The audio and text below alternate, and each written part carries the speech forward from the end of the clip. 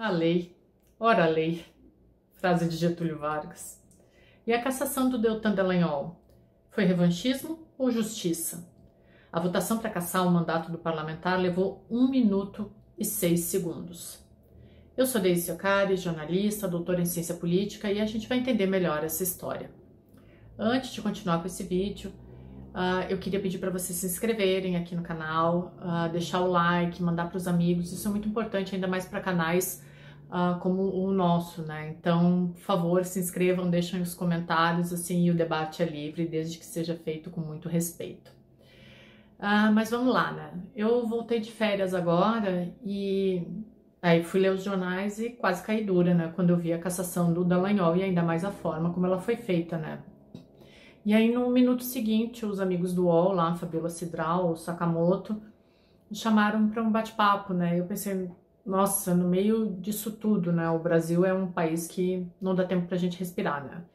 Mas aí vamos falar do que aconteceu com o Dallagnol. A gente tem que retomar aspectos da Lava Jato, tem que retomar aspectos da justiça brasileira, né? O TSE, para quem por acaso não entendeu direito, ele cassou o mandato do Dallagnol depois de uma representação apresentada pelo PT, pelo PCdoB e pelo PV. E além disso, o Dallagnol ficou inelegível por 8 anos. Então a decisão ela tem como base a lei da ficha limpa, que inclusive eu trabalhei muito nela na época com o Índio da Costa, na criação da lei da ficha limpa, né? E essa lei diz que ficam inelegíveis os magistrados integrantes do Ministério Público que tenham pedido exoneração do cargo com pendência de processo administrativo, que foi o que aconteceu com o Dallagnol, né? Só que, de novo, essa decisão do TSE, ela gera embate por causa da interpretação. Uma das vertentes em relação a isso é que houve erro da Corte Eleitoral com a ampliação das hipóteses de inegibilidade. Então, o ex-ministro da Justiça, o Miguel Reale Júnior, que foi ministro da Justiça no governo Fernando Henrique Cardoso, ele veio arbítrio na decisão do TSE. E ele disse que ainda tem a violação da presunção da inocência, né? Há quem diga que foi feita uma conta de chegada no julgamento. O que isso quer dizer? Que se construiu um caminho de argumentos para chegar a essa conclusão, a conclusão de que o Dallagnol é culpado e deve perder, como perdeu o mandato dele, né? Eu concordo com isso.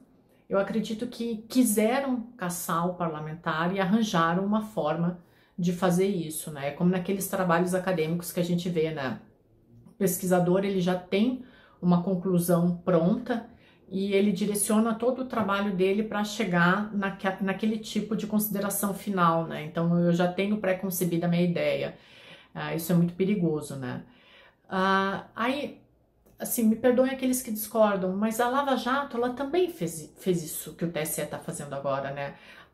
Obviamente que, olhando todo esse caso do Dallagnol, existe sim uma agressividade na decisão de cassar o mandato dele. Foi um deputado eleito democraticamente e isso é sim uma forma, um subterfúgio para limar do processo um parlamentar que é incômodo para o governo, é incômoda a forma como ele efetiva a política dele, né? E aí se propõe uma forma, uma vontade imensurável de se fazer cumprir a lei. E aí como que a gente justifica, por exemplo, o Sérgio Cabral, que está solto por aí com uma pena de 400 anos? Então, cadê o ficha limpa? Então, é óbvio que houve sim um direcionamento nesse caso do Deltan.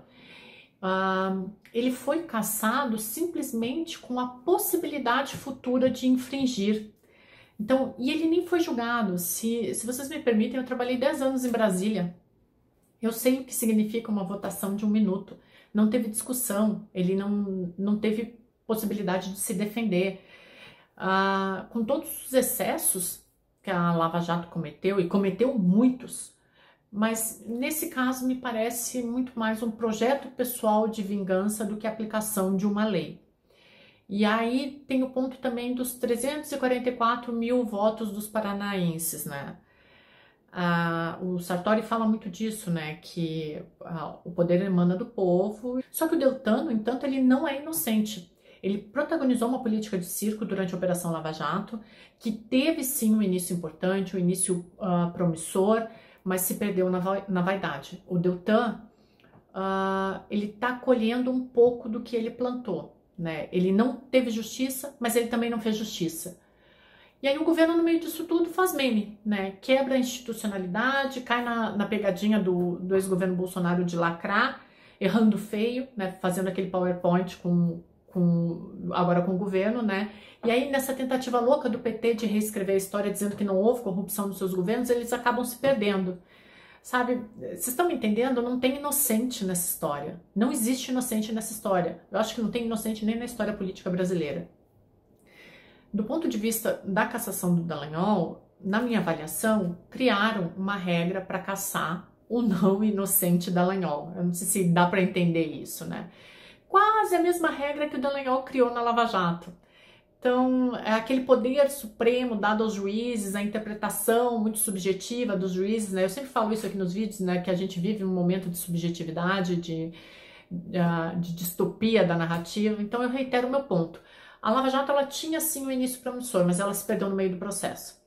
Talvez isso possa ser uma explicação para uma pergunta que eu tenho recebido muito. Por que um procurador, um juiz com tantos privilégios, ele vai para a política podendo estar à mercê de passar por tudo isso? A explicação é vaidade, né? E foi a mesma vaidade que fez a Lava Jato se perder.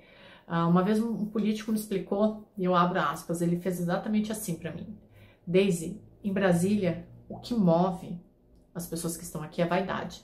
Ela te leva aqui para cima, mas se tu não souber administrar bem essa vaidade, ela te derruba.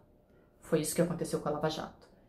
É a mesma vaidade que faz com que analistas políticos, em vez de fazer análises torçam, a mesma vaidade que faz com que aconteçam pequenas corrupções no ambiente de trabalho, a mesma vaidade que faz com que essa política de compadrio ela impere no Brasil desde a República Velha, e foi a vaidade que fez a Lava Jato sair daqui e acabar aqui. Essa mesma vaidade também, como eu disse, não tem inocentes nessa história, é essa mesma vaidade que faz Lula e seus compadres cegarem e organizarem uma cruzada contra aquele ou aqueles que prenderam eles, né? A próxima vítima deve ser realmente o Sérgio Moro. Mas aí, pra gente entender essa questão do Dallagnol, tá? Existiam 15 reclamações contra ele. Nenhum processo administrativo. 15 reclamações, nenhum processo administrativo. O tribunal agora presumiu que poderia haver um processo administrativo. Então, foi um erro do tribunal. Um exagero, né? O Giovanni Sartori, retomando ele sempre fala que a democracia vem do povo e ela comanda através dos representantes. Tiram o Dallagnol do jogo, tiram 344 mil representantes legítimos do jogo político, né? Ele é o representante de quase 400 mil paranaenses. E aí também tem a questão do voto soberano, né? O tribunal tem que levar isso em conta.